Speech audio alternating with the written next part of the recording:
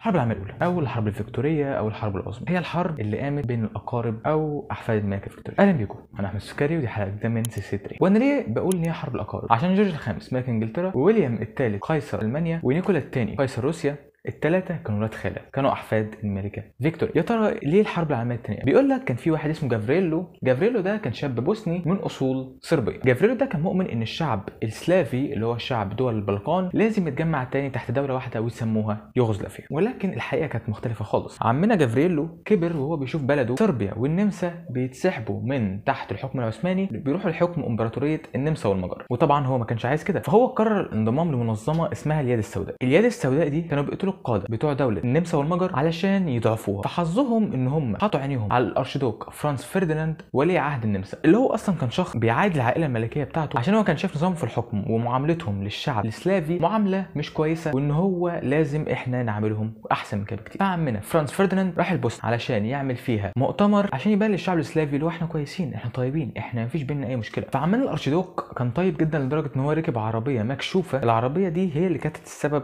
في موته حرفيا. ركب عربيه مكشوفه علشان يكون واضح للشعب وعلشان يشاور لهم اللي هو يا جماعه انا طيب، انا بحبكم جدا. ولكن وهو في الطريق رايح للمؤتمر اترمى قنبله على العربيه، القنبله دي دخلت ونطت بره العربيه. المشهد كان كوميدي جدا، بس يعني هو ما ماتش، ولكن في ناس كتير اتصابت. فهو طبعا راح المؤتمر ده واعلن عن استيائه اللي هو يا جماعه انا جاي لكم بالسلام وجاي لكم بحاجات كويسه، ليه تعملوا معايا كده؟ فهو برضه بسبب طيبه قلبه قرر بعد المؤتمر ان هو يروح يزور المستشفى اللي فيها المصابين. وهو رايح المستشفى اللي فيها المصابين عمنا جافريلو اللي كان في الاول كان حزين ومكتئب وراح يقعد في كافيه عشان يلملم جراحه. فهو قاعد في الكافيه السواق بتاع الارشيدوك عمل اكبر غلطه في حياته، بدل ما يروح بطريق المستشفى غلط ونسى الطريق وراح الطريق اللي فيه الكافيه اللي قاعد فيه جافريلو شافهم والعربيه طبعا كانت مكشوفه. اول حاجه عملها طلع مسدسه وقتل الارشيدوك ومراته. جافريلو ما كانش عارف ان الطلقه اللي هو ضربها دي مش هترجع له دولته، ولكن هتقوم حرب هيموت فيها اكتر من 40 مليون انسان. النمسا ما كانتش دوله ضعيفه، النمسا كانت من اقوى دول العالم. فالنمسا بعتت تهديداتها لصربيا، بتقول لها دلوقتي يا صربيا مجموعه من عندك هم اللي قتلوا ولي العهد بتاعنا، فانت هتعملي ايه؟ خدي المطالب دي. باختصار المطالب كان معناها ان صربيا تبقى تحت الحكم النمساوي. فطبعا قبل ما المطالب توصل لصربيا اصلا كانت النمسا كلمت المانيا علشان تضمنها ان هي في صفها، وصربيا بعد ما رفضت راحت كلمت روسيا علشان تضمن ان هي في صفها. فايه اللي حصل؟ الدول طبعا خافت، الدول العظمى اللي هي انجلترا وروسيا والمانيا خافت ان يحصل حرب، فقرروا ان هم يتكلموا عشان يقللوا من حده الموضوع ده. قبل ما يتكلموا حصلت ازمه يوليو 1914، النمسا اعلنت الحرب على صربيا ودخلت صربيا اصلا، فروسيا اعلنت الحرب على المانيا، فالمانيا تسكت؟ لا طبعا انا لازم اعلن الحرب على فرنسا. الله،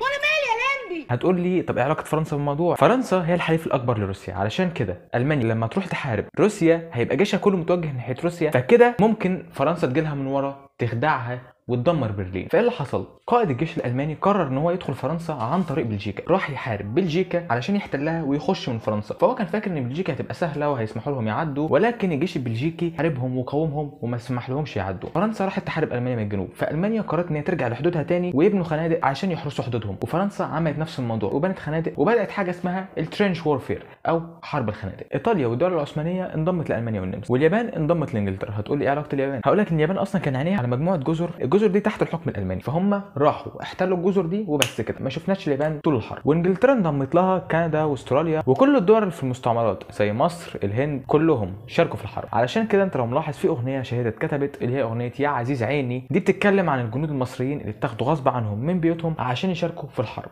وطبعا ايه اللي حصل؟ ايطاليا قالت انا مش عاجبني الوضع ده، انا هروح مع انجلترا.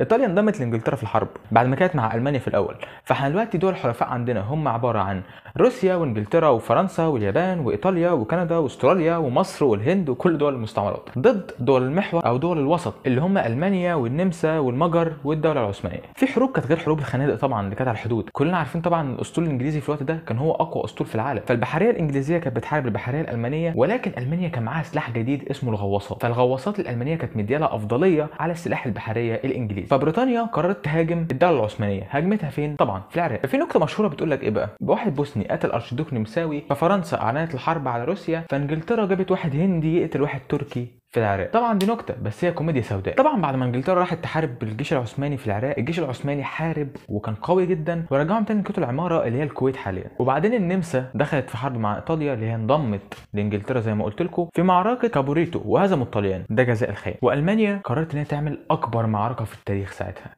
جمعت اكبر عدد من الجنود وعملت حشد شعبي، جمعت عدد مهول من الجنود لدرجه ان الاحصائيات ما عرفتش تجمع العدد الصحيح للجنود اللي شاركت في المعركه دي. كانت معركه في منطقه فردان. فطبعا بعد شهور من الحرب بعدد الجنود الهائل ده مفيش حد فاز، لان دي اصلا باختصار كانت حرب خنادق برضه، كان الناس مستخبين في الخنادق وبيموتوا بعض. احب اقول لك اصلا ان الجنود اللي ماتوا في الحرب من الامراض اللي كانت في الخنادق ومن التعفنات اللي جات لهم في الخنادق اضعاف مضاعفه من الجنود اللي ماتوا من الرصاص. وبعدين احنا دلوقتي في اخر الحرب، فانضم لنا البوب الكبير امريكا بعد ما كله انتهى. هتقول لي امريكا انضمت ليه بقى؟ هقول لك ان امريكا كانت بتساعد دول الحلفاء بالفلوس. فهي بعد ما كانت بتساعد دول الحلفاء وكانت بتديهم فلوس كتير، ولاحظت ان المانيا بدات تبقى اقوى، فهي خافت على فلوس. قالت فلوسي كامل اللي هيرجعها لي، انا كده هيبقى عندي عدو قوي وفلوسي مش هترجع. فهي استنت اللحظه اللي تعلن فيها الحرب لما المانيا دمرت اسطول مساعدات امريكي رايح لانجلترا. فقررت امريكا في الوقت ده اعلان الحرب. وطبعا في الوقت ده قبل ما امريكا توصل حصلت ثوره في روسيا ضد القيصر نيكولا الثاني من فلاديمير لينين. كلنا طبعا عارفين لينين مؤسس الحزب الشيوعي. لينين كان مدعوم من الحكومه الالمانيه عشان يضعف روسيا. فالثوره بتاعه لينين كسبت واعدموا نيكولا وعيلته كلها. وبعد كده لينين بقى هو حاكم روسيا وقرر الانسحاب من الحرب، وادى مساحات كبيره قوي من ارضه لالمانيا عشان يقول لهم انا خلاص مش هحارب. وكمان في دول من الحلفاء بدات تنسحب وتضعف زي رومانيا، وفي دول كتير قوي انسحبت. وده خلى كفه المانيا اقوى، لان المانيا بعد ما كانت متشتته ما بين الشرق والجنوب والغرب بقت متوجهه بس للغرب. فدلوقتي مفيش حد هيغدر بيها من وراها. ولكن بعد ما المانيا كانت خلاص قربت تنتصر في الحرب في اخر السنه، الجيش الالماني قرر يتفكك. الجيش الالماني كله احنا عايزين نعمل زي الثوره الروسيه، اللي هي الثوره اللي المانيا مولتها علشان تكسب فيها الحرب، ما كانتش عارفه ان هي نفس الثوره اللي هتخسرها الحرب. الجيش الالماني اتفكك، بقى في جنود عايزين يحاربوا وجنود عايزين يطبقوا مبادئ اشتراكيه في المانيا. فده اضعف الجيش الالماني. الجيش الالماني بدل ما كان بيحارب الحلفاء بقى بيحارب نفسه، لحد ما جت الانفلونزا الاسبانيه اللي دمرت الجيش الالماني كله ودمرت الاقتصاد الالماني،